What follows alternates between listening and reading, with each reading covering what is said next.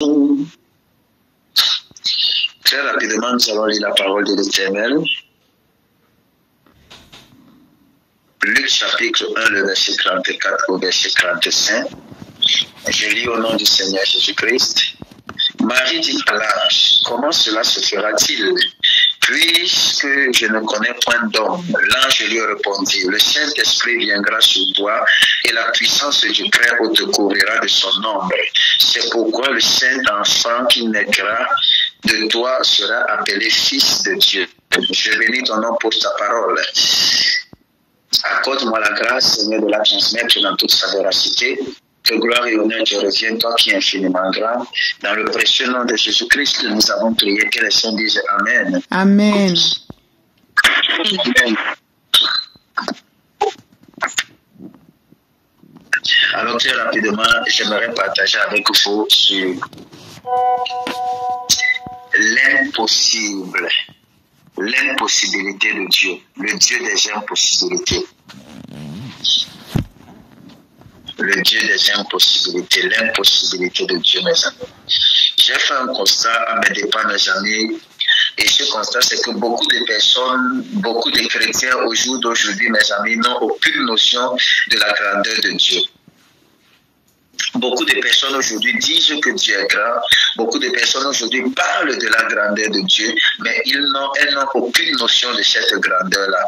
Beaucoup de personnes, mes amis, ont une connaissance théorique de la personne de Dieu, une connaissance basique, mes amis, une connaissance, mes amis, et intellectuelle, scientifique ou encore théologique, mes amis, de la grandeur de ce Dieu. Mais peu, mes amis, peuvent dire qu'ils connaissent Dieu de façon pratique, de façon expérimentale, de façon, mes amis, révélationnelle. En matière d'études, mes amis, les scientifiques sont les plus souvent les plus aguerris que les littéraires. Pourquoi? Parce que les littéraires, mes amis, c'est juste de la littérature. Par contre, les scientifiques, ils sont beaucoup plus dans la pratique. C'est pourquoi lorsqu'on demande, par exemple, les dossiers dans une entreprise, on va prendre quelqu'un qui a fait une école de formation que quelqu'un qui a fait une université normale. Parce qu'on se dit que celui qui a fait une école de formation est aguerri, il est mieux aguerri, il a été mieux préparé de façon pas simplement théorique, mais de façon pratique. Vous pouvez tous avoir peut-être le même niveau, mais tout dépend de l'école dans laquelle vous êtes passé et de la formation que vous avez suivie. Vous avez le même niveau, peut-être la même licence, mais ma licence est plus valable, elle est plus valable que la tienne parce que ma licence, je l'ai obtenue dans une école de formation. Donc, j'ai plus de connaissances pratiques que toi. Je ne sais pas si on se comprend. Amen. Amen. Amen, amen. Et c'est comme ça, mes amis, que dans le principe de recrutement, mes amis industriels et privés même, je vais même dire, mes amis publics, mes amis, les candidats et la candidature, mes amis, provenant des écoles de formation professionnelle sont le plus souvent privilégiés, mes amis, que ceux des universités privées. À cause de quoi? À cause de leur expérience. À cause de l'expérience acquise lors de la formation. C'est pourquoi il est très important pour toi et pour moi d'avoir une formation pratique, mon ami. Pourquoi? Parce que c'est ceux qui ont de l'expérience qui sont le plus, mes amis, amenés à produire, de plus à même à produire un résultat conséquent. C'est ceux qui ont des expériences qui sont à même de produire des résultats conséquents. Il en est de même, mes amis, en matière de la foi. Il est question d'expérience et non de discours élogieux. Il est question d'expérience et non simplement des discours. Il est question d'expérience et non, mes amis, d'éloquence simplement. Parce que l'esprit, le démon n'obéit pas à l'éloquence, il obéit à la puissance. Et la puissance s'acquiert en fonction de la qualité d'expérience que nous acquérons tout au long de notre cursus, tout au long de notre marche, tout au long, mes amis, de notre marche avec Dieu. Si tu n'as pas d'expérience, tu ne pourras pas, tu ne peux pas bien utiliser la puissance de l'Éternel. Alors il te faut avoir une expérience, mon ami. plus tu grandis avec Dieu, plus tu montes avec Dieu, plus tu évolues avec Dieu, plus tu as une expérience avec Dieu, mon ami, plus la puissance de l'Éternel augmente en toi. Si tu as simplement des connaissances théoriques ou encore des connaissances théologiques, il y a certains aspects et certaines expériences que tu ne vas jamais avoir avec Dieu. C'est pourquoi je vais t'encourager, mon ami, à chercher non pas simplement à avoir une connaissance théorique, mais aussi une connaissance pratique. Une connaissance pratique dans le nom puissant de Jésus-Christ de Nazareth. Écoutez-moi, il y a une différence entre connaître la grandeur de Dieu et vivre la grandeur de Dieu. Il y a une différence entre connaître la grandeur de Dieu et vivre la grandeur de Dieu. Le témoignage de ces deux personnes ne seront pas pareils. Am I talking to somebody? Le témoignage de ces deux personnes ne seront pas pareils. Une personne a vécu, c'est-à-dire a eu une expérience. Une personne a simplement une connaissance. Amen. Une connaissance qui peut être soit théorique. Alors l'église du 21e siècle, mes amis, a besoin de puissance. L'église du 21e siècle, elle n'est pas respectée. Pourquoi? Parce qu'elle parle beaucoup plus. Elle parle beaucoup plus, mes amis. Et j'aimerais que tu puisses avoir la puissance. Est-ce que tu sais que le Dieu que tu pries est un Dieu d'impossibilité? Est-ce que tu sais que le Dieu que tu pries est un Dieu de grandeur? Est-ce que tu sais que le Dieu que tu pries est un Dieu, mon ami, insauvable? Est-ce que tu sais que le Dieu que tu pries est un Dieu qui ne peut être arrêté? Amen. Quelqu'un dit Amen bien. Amen. Amen. Amen. Amen. Amen. Amen.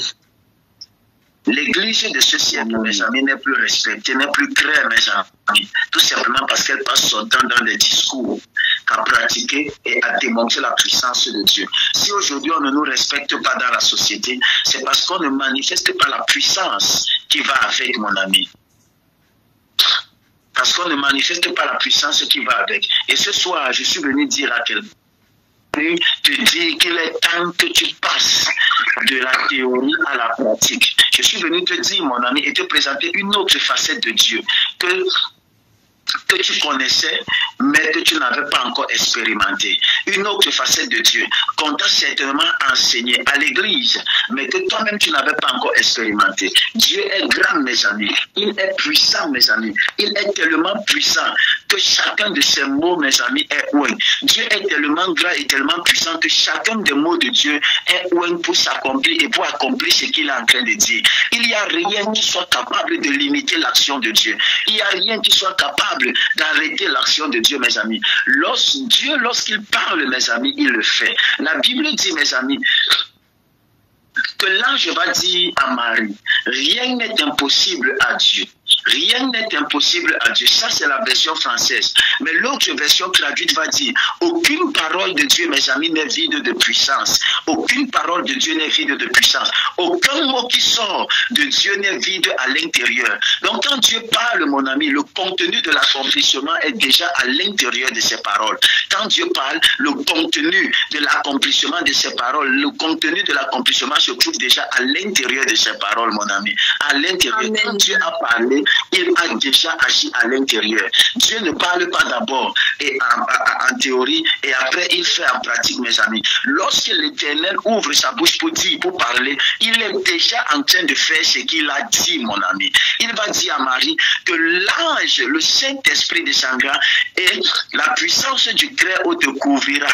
L'ange était en train de parler et l'ange était en train de dire à Marie, en fait, ce que je suis en train de te dire ici, là, c'est déjà en train de se manifester. Aucune parole, si j'ai reçu, ah my God, écoutez-moi, l'ange a été envoyé par Dieu. Il a reçu la parole de Dieu. Et il n'était que le messager. Il ne portait qu'un message, une parole. Et celui qui a reçu la parole de Dieu, en venant retransmettre la parole qu'il avait reçue, ces paroles ont eu la capacité d'enseigner Marie. Amen. Quelqu'un ne comprend pas encore le niveau de manifestation de Dieu. L'ange, son excellence, le ministre de la communication céleste, de le très estimé archange Gabriel viendra parler à Marie parce qu'il avait reçu une parole venant de Dieu. Et Dieu va dire à Gabriel, à l'archange Gabriel, d'aller dire à Marie qu'elle va tomber enceinte. Et lorsqu'elle va tomber enceinte, elle mettra un fils au monde qui sera le sauveur de l'humanité. Et lorsqu'il va venir parler à Marie, il va faire face à une résistance due à l'incompréhension et à la connaissance naturelle de Marie. Elle va dire à l'ange, comment est-ce que ce que tu es en train de dire va se faire? Moi qui suis vierge et qui n'ai jamais connu un homme. À l'ange de répondre et dire, aucune parole venant de Dieu n'est vide de puissance. Ça veut dire que chacune des paroles qui sort de la bouche de Dieu contient en elle-même déjà assez de puissance pour accomplir même l'impossible. Marie est en train de dire là, ce que tu es en train de dire là est impossible. Ce que tu es en train de m'annoncer là, c'est impossible. Ce que tu es en train de dire là, je suis vierge, je n'ai jamais connu l'homme. Donc scientifiquement parlant, c'est impossible. Humainement parlant, c'est impossible.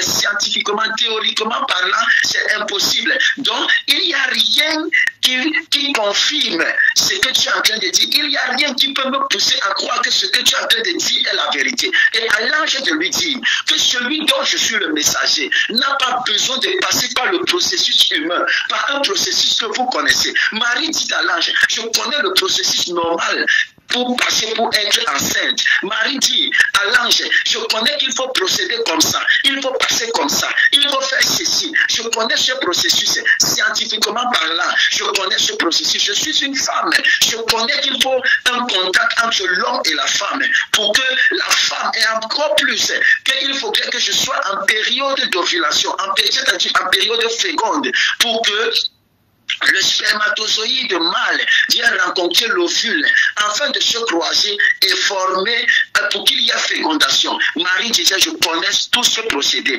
Et tout ce que tu es en train de dire, n'entre pas dans le processus scientifique pour que je puisse tomber enceinte. Et l'ange va lui dire, celui dont je suis le messager n'a pas besoin de passer par le processus humain. Pour que ce qu'il a en train de te dire s'accomplisse. Peu importe ce qu'il t'a dit, peu importe ce qu'il t'a dit, tout ce dont tu as besoin simplement, c'est d'accepter et de croire. Parce que ce qu'il t'a dit ne passe pas par les conditions humaines, ne passe pas par l'intelligence humaine, ne passe pas par la compréhension humaine, ne passe pas par le processus humain. Lui, lorsqu'il parle, là où tu vois que c'est impossible, c'est même par là-bas, à la famille, c'est là-bas qu'il passe pour pouvoir accomplir ce que tu pensais impossible. Je suis venu dire à quelqu'un ce soir, peu importe comment est-ce que tu vois ta vie, peu importe ce que l'Éternel t'a dit, ne regarde pas selon le regard des hommes, ne regarde pas selon le regard humain. Le Dieu des impossibilités, dans son procédé et dans son processus, n'a pas besoin de passer par la connaissance et par le protocole établi par les hommes pour pouvoir obtenir ce que tu dois obtenir. C'est le Dieu qui arrive en France sans passer par le pied d'avion. C'est le Dieu qui arrive sans visa. C'est le Dieu qui arrive aux États-Unis sans visa. C'est le Dieu qui arrive à Yaoundé, à Douala sans passer par un moyen de transport connu. Les amis, il ne se pas comme les hommes. Il ne parle pas comme les hommes. Et s'il ne te pas comme les hommes, il ne parle pas comme les hommes, pas aussi problème. Amen. Je vous parle d'un Dieu d'impossibilité. Je vous parle d'un Dieu grand. Je vous parle d'un Dieu puissant. Je vous parle d'un Dieu merveilleux. Je vous parle d'un Dieu excellent. Celui-là, mes amis, qui par l'ombre du Saint-Esprit a pu faire tomber Marie enceinte. Si par l'ombre du Saint-Esprit, Marie a pu tomber enceinte, nous avons sa plénitude à l'intérieur de nous. Attends, oh God. Écoutez-moi, il dit, vous avez lu avec moi, écoutez-moi, il dit, le Saint-Esprit viendra sur toi et la puissance du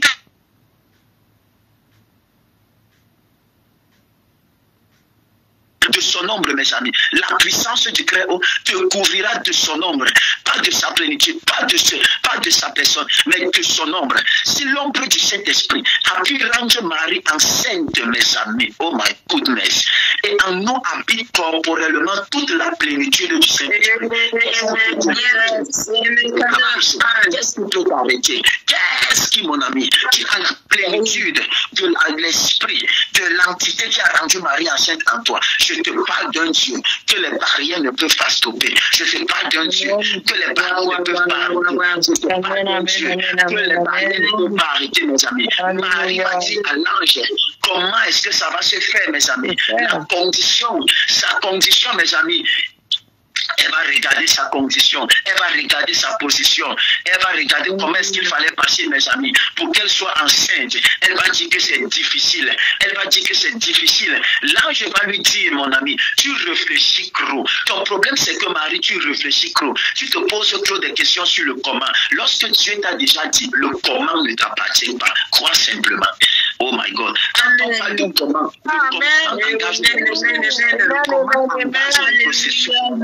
le processus ne te concerne pas. Comment est-ce que tu vas passer, ça ne te concerne pas. Tout ce que tu as à savoir, c'est qu'il a dit. Et parce qu'il a dit, il va le faire, mon ami. Dieu parle, Dieu a parlé, mon ami. Et dans sa parole est déjà l'accomplissement. Je suis en train de dire à quelqu'un ce soir, peu importe ce qui t'a été dit par l'Éternel, il y a déjà l'accomplissement. Je suis heureux, mon ami. Un Dieu qui n'a pas les mêmes difficultés que moi. Oh my God. Je suis content de servir un Dieu qui n'a pas les mêmes difficultés que moi. Je suis content de servir un Dieu qui n'a pas le même raisonnement que moi. Je suis Amen, amen, amen.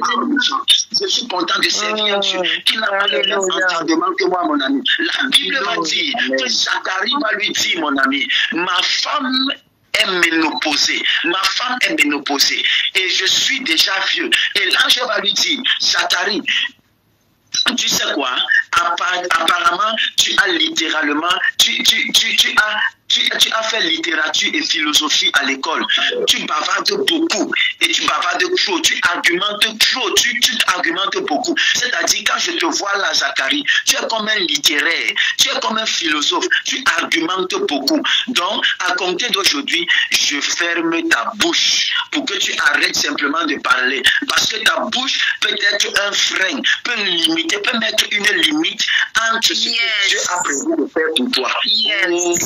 Toi, ta bouche. Donc, comme ta bouche c'est la muter pour ne pas qu'elle soit un obstacle pour toi. Et regarde simplement avec tes yeux. Frère, tu vois cette chose difficile parce que tu connais le contexte humain dans lequel tu vis. Alléluia. Cette chose difficile parce que tu connais le processus par lequel il faut passer pour pouvoir voir ça. Tu vois cette chose difficile parce que lorsque tu te vois, tu ne vois pas d'ouverture et tu ne vois pas d'hypothèse. Tu vois cette chose-là difficile parce que tu ne vois pas de contour. Tu vois cette chose-là difficile parce que tu vois tes moyens. Et tu sais que tes moyens ne peuvent pas te permettre de pouvoir arriver là. Mais moi, laisse-moi te dire que Dieu n'a pas besoin de passer par tes réalités. Dieu s'en fout de tes réalités. Il s'en fout de ton contour. Il s'en fout de ce par quoi tu passes. Ce qu'il a dit, il va le faire. Ce qu'il a dit, il va le faire. Ce qu'il a dit, il va le faire. Amen. Écoute-moi, écoute-moi. Je suis fier de servir un Dieu qui ne connaît pas ce genre de difficultés. Je suis fier de servir un Dieu qui n'a pas besoin de passer par mes contours pour faire ce qu'il a prévu pour moi. Je suis venu te dire ce soir, demande une chose difficile à Dieu. Demande-lui une chose difficile. Demande une chose difficile à Dieu. C'est bien de servir un Dieu qui a un autre vocabulaire que nous, mes amis. Je te parle d'un Dieu. C'est bien, mon ami. C'est bien. Je suis fier de servir un Dieu, Yolande, qui a un autre vocabulaire que moi. Je suis fier de servir un Dieu qui a une autre manière de penser que moi, Yolande. Je suis fier de servir un Dieu qui a une autre façon de parler que moi. Sa bouche, dans ses mots, dans sa bouche ne sortent pas des mots de limite. Oh, là où mon vocabulaire est limité, c'est là où son vocabulaire commence. Là où son vocabulaire, mon vocabulaire dit impossible, son vocabulaire vient enlever le N et met possible. C'est difficile pour toi, mais pas pour lui, mon ami. C'est difficile pour toi, mais pas pour lui. Rien n'est impossible à Dieu. Rien n'est difficile pour Dieu. C'est peut-être difficile pour toi, mais pour moi, mon ami, l'Éternel dit que ce n'est pas possible. Oh, il est le même hier, aujourd'hui, éternellement. S'il y a un Dieu dans le ciel qui a ouvert la mer rouge, mes amis, par le bâton de Moïse, s'il y a un Dieu dans le ciel qui a divisé la mer rouge par le bâton de Moïse, il peut encore le faire aujourd'hui. Il suffit juste que tu croies. J'aime à te dire, cet après-ce soir, mon ami, que Dieu a une expérience éternelle. Il a surpassé même les attentes des hommes. Lorsque les hommes priaient pour voir Dieu, ils avaient des attentes, mes amis. Ils s'attendaient à ce que Dieu se manifeste sous une forme. Mais lorsque Dieu a décidé de se manifester, il a dépassé même les attentes des hommes. Il a dépassé même les attentes des hommes. J'aime Ayama Kariava à te dire ce soir que la Bible dit que les fils des prophètes, mes amis, les fils des prophètes viendront voir Élie pour lui dire la hache est tombée. La hache est tombée, mes amis. La hache est tombée. Et Élie va prendre le bois, mes amis. Il va jeter dans l'eau. Il va jeter le bois dans l'eau, mes amis. Il va jeter le bois dans l'eau. Il va jeter le bois dans l'eau, mes amis. Et le bois va aller vers le bas. Et le fer va remonter vers le haut. Vous-même dites-moi, c'est quel principe ça? Scientifiquement impossible. C'est quel principe qui dit que Élie, mes amis, lorsque les fils de prophètes viendront voir Élie pour lui dire que la hache est tombée dans la mer, est tombée dans l'eau, dans le fleuve, Élie, au lieu de chercher un plongeur, va simplement prendre la manche du bois, la manche de la hache de bois. Il va la jeter dans la même mer, mes amis. La manche va descendre et le fer va monter. Humainement parlant, comment est-ce que ça se fait? Oh, j'aime servir un Dieu, mon ami, que rien ne commande. Oh, j'aime servir un Dieu, je te le dis. Je te dis, Déborah, je te dis, Ornella, je te dis, oh, Victorine, je te dis, Brigitte, je te dis, Flore, j'aime servir un Dieu, Tavares, que rien ne commande. Il ne fonctionne pas avec les lois de la nature, mes amis. Ces lois sont au-dessus de lui, mes amis. Ces lois sont en dessous de lui. Les lois de la nature sont en dessous de lui, mes amis. J'aime servir ce Dieu qui n'est pas contrôlé par ce qui me contrôle. Oh my God. Sinon, en quoi serait-il Dieu? S'il est capable de faire uniquement ce que je suis capable de faire, s'il peut faire uniquement ce que je suis capable de faire, en quoi est-il donc Dieu, mes amis? En quoi? Amen. Ce qui peut dire Dieu, c'est qu'il est capable de faire ce que je ne suis pas capable de faire. C'est qu'il est capable de passer où je ne peux pas passer. C'est qu'il est capable d'accomplir ce que je ne peux pas accomplir, mon ami. Dieu est capable de te donner sans argent ce qui coûte. Yes, vérité d'Adieu. Il est capable de te donner sans argent ce qui coûte. Écoute-moi bien, écoute-moi. Quand tu parles, mon ami, il ordonne dans le cœur des hommes. Quand tu parles, il ordonne dans le cœur des hommes d'exécuter ce qu'il est en train de dire. Alors, demande une chose difficile. Est-ce que difficile, mon ami, pour toi, est-ce difficile pour toi d'obtenir un travail? Oh, c'est lui qui ordonne, mes amis, au cœur des hommes. Est-ce difficile pour ton enfant d'être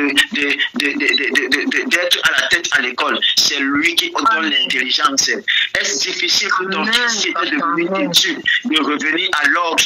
Est-ce difficile de voir ton fils qui était devenu têtu de revenir à l'ordre? C'est lui qui ramène les cœurs, mes amis. Est-ce difficile? C'est lui qui transforme, c'est lui qui touche, c'est lui qui transforme les cœurs des hommes, mes amis.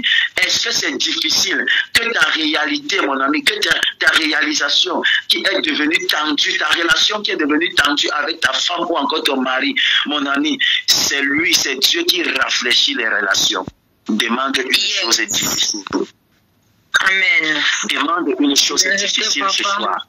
L'Esprit de l'Éternel m'a envoyé te dire, demande-moi une chose difficile. C'est moi qui ordonne au cœur des hommes. Demande-moi une chose difficile. Si Dieu ne peut pas faire les choses difficiles, en quoi est-il Dieu? Si je ne peux pas faire pour toi les choses que tu ne peux pas faire pour toi-même, en quoi suis-je donc ton Dieu?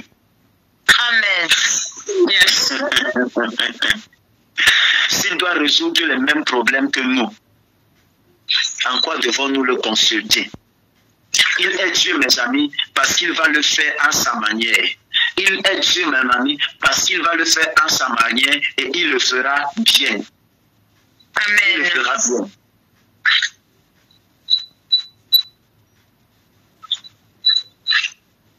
Oh, la Bible déclare qu'il y aura une différence. Je prie donc qu'il y ait une différence entre les dieux de ta famille et le Dieu que tu pries.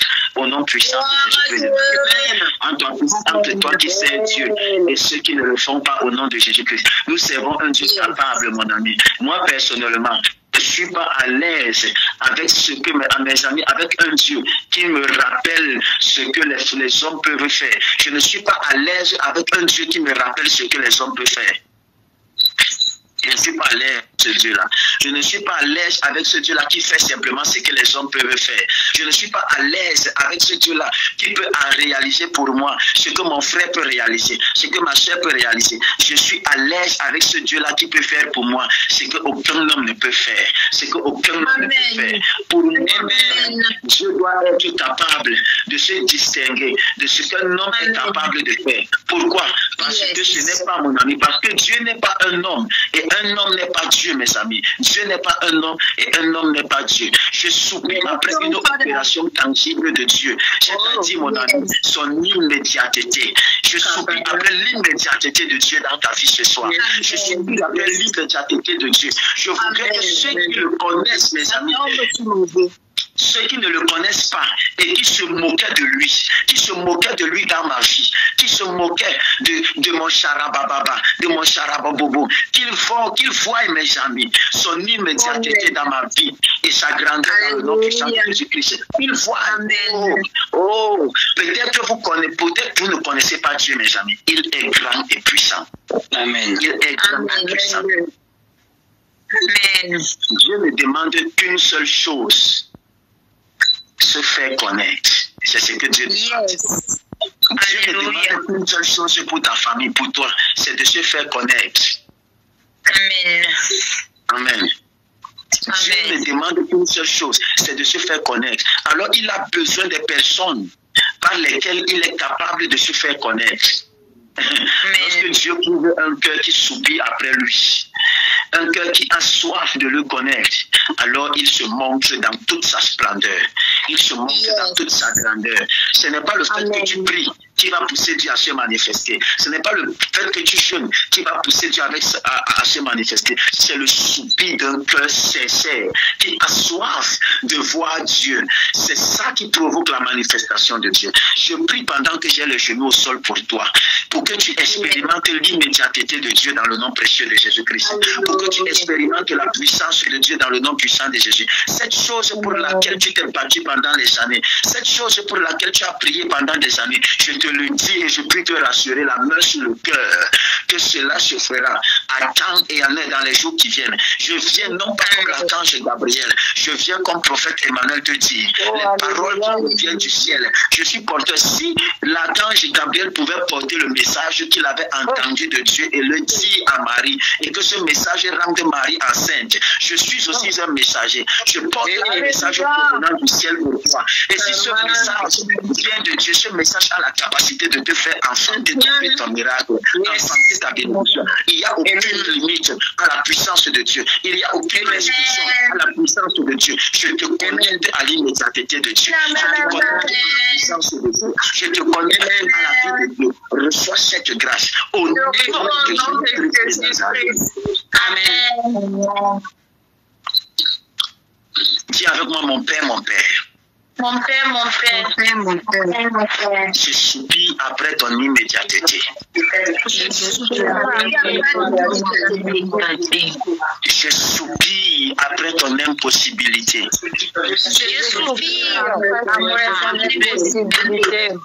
De ceux qui ont douté de toi,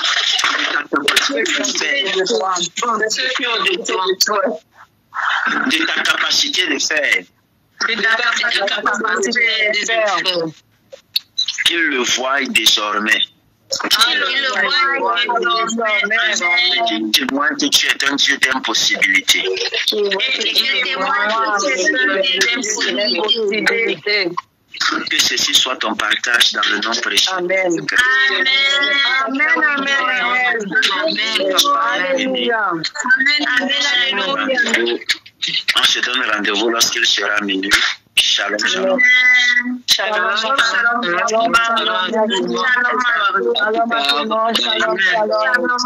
Amen. shalom, shalom. Shalom. Shalom.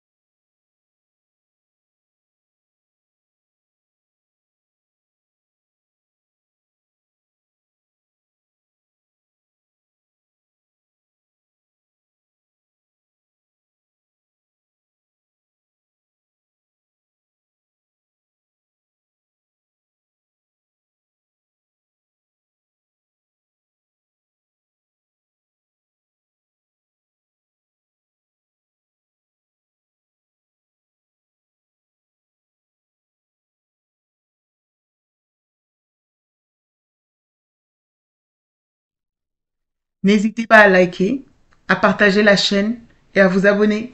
Soyez bénis.